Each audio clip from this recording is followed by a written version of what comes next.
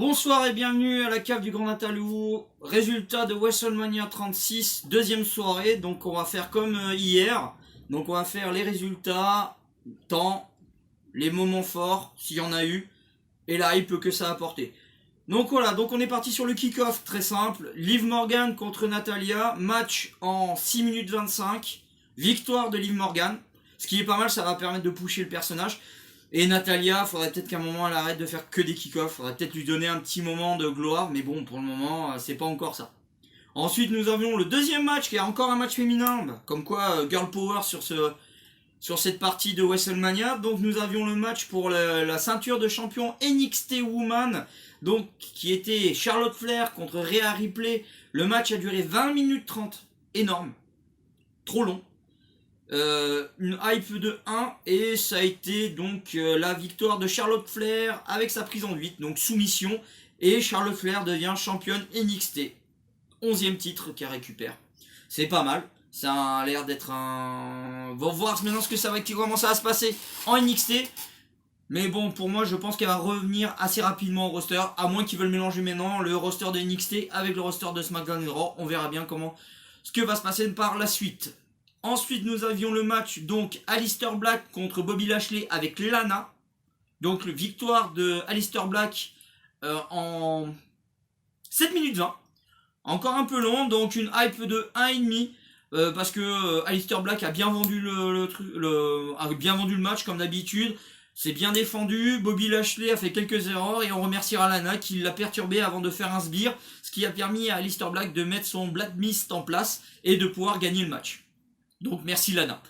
Quatrième match n'est autre que le match entre Otis contre Dolph Ziggler. Donc toute la saga qui est autour, je vais vous la passer parce que c'est trop long et on s'y perd. On sait juste qu'aux dernières nouvelles, on a appris qu'il y avait un hacker et que le hacker a montré que c'était Sonya Deville qui avait trafiqué le téléphone de Mandy Rose.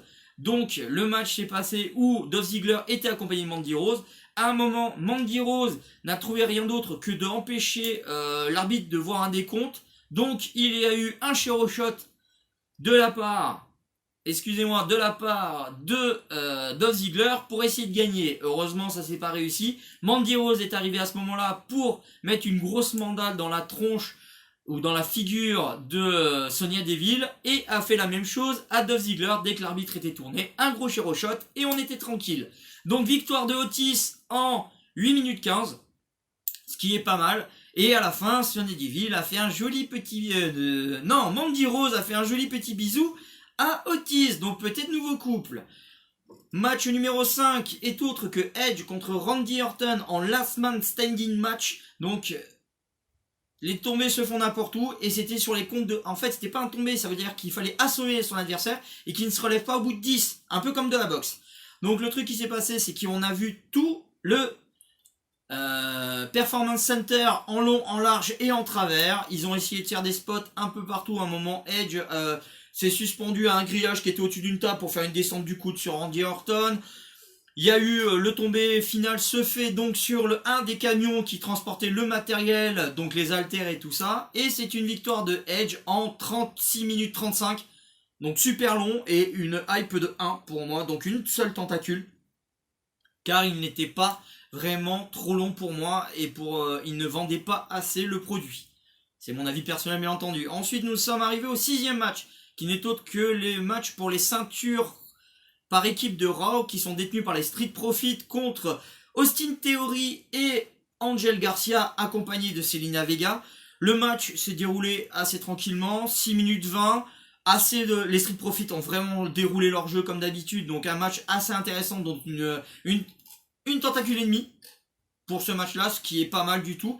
Et à la fin, Zelina Vega a voulu faire la maline. Et à ce moment-là, Bianca Belair est arrivée et a calmé Zelina Vega. Peut-être une nouvelle rivalité qui se montre et peut-être que Bianca Belair va monter sur le roster, vu que la division féminine commence à être assez essoufflée en ce moment.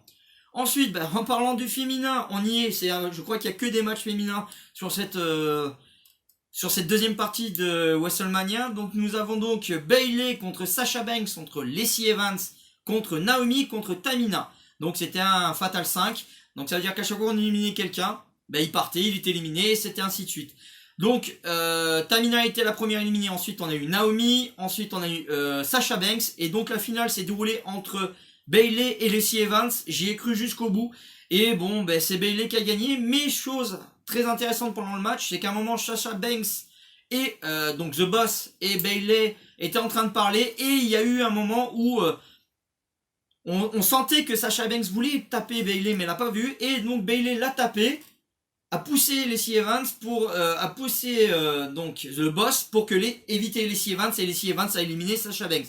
Je pense qu'une nouvelle rivalité est en train de se faire et que cette amitié va être brisée, ce qui pourrait être pas mal. Ensuite, nous sommes arrivés au 8e match, le match le plus bizarre qui m'a été donné de voir, et pourtant j'en ai vu des matchs bizarres. Pour info, il m'a donné deux tentacules pour le match féminin, et celui-là vaut à peu près 3 tentacules, tellement il est bizarre. Mais vraiment bizarre. Donc, nous arrivons, John Cena arrive. Donc, fait semblant d'être heureux. En fait, on voyait de suite dans son visage qu'il n'était pas, que ça lui faisait bizarre de faire un WrestleMania où il n'y avait personne. Il arrive sur le ring, de suite on arrive sur un flash sur la maison des Lucioles, et là, John Cena arrive dans la maison des Lucioles. Là, à ce moment-là, une des mariées lui dit non, ne va pas vers la porte. Il ouvre la porte, et là, on se retrouve à ses débuts. On a Bray Wyatt qui est en train de nous refaire le même dialogue qu'avait fait Kurt Angle à l'époque où John Cena est arrivé. Ensuite, on fait un flashback vers la NWO. On arrive au match où il perd contre à WrestleMania 30 quand il perd contre The Rock. On arrive à plein d'aspects bizarres, et à la fin, donc on voit le Fiend et il lui fait un grand mandible claw. Le match assez bizarre. Comme je vous disais, c'était plus un mauvais rêve ou un truc à la Stanley Kubrick, un scénario à la Stanley Kubrick, voire même à la Lovecraft, tellement c'était bien perché à certains moments. Et pour moi, je vous dis, ça vaut un 3, parce que j'étais assez surpris de le voir. Et c'est pas vraiment un match, on a l'impression d'avoir vu un film d'horreur. Donc voilà. Et le dernier match, le main event, donc Drew McIntyre contre Brock Lesnar, accompagné par Paul Bearer. Ce match-là, mes amis, il a duré 4 minutes 35. Et c'est un match qui vaut un bon 3,5. Car Drew McIntyre prend quand même, rien que dans la figure, messieurs dames, il prend quand même 4 F5 et se relève. Et il met 2 Claymore Click et compte de 3. Et Drew McIntyre est nouveau champion WWE. Quelque chose de royal, on est super content, je suis content enfin que Brock Lesnar va pouvoir aller partir ailleurs, et Drew McIntyre le méritait depuis longtemps. Faut pas oublier que, petite anecdote, n'oubliez pas que c'est quand même Vince McMahon, au moment où il a fait signer en disant que c'était le Messi. Donc ça fait 10 ans que pour lui, il allait monter, et là il est monté. Faut pas oublier qu'il a fait d'abord, il était champion intercontinental, après champion par équipe avec Cody Rhodes à l'époque quand il était encore là. Ensuite, il est parti à la TNA pendant 3 ans. Il est arrivé à la NXT, il est devenu champion NXT, il est revenu. Il s'est battu avec il a été en équipe avec Dolph Ziggler. Et là, champion universel, champion WWE. La plus belle chose qui pouvait arriver. Franchement, je suis très content pour Drew McIntyre. Donc voilà mes amis. Ce fut les résultats du WrestleMania, donc deuxième partie, 36, deuxième partie. Donc, soi-disant qu'il y aurait un Money in the Bank le 10 mai, mais je n'y crois pas du tout. Mais au cas où, peut-être, on sait jamais. Donc, d'ici là, portez-vous bien.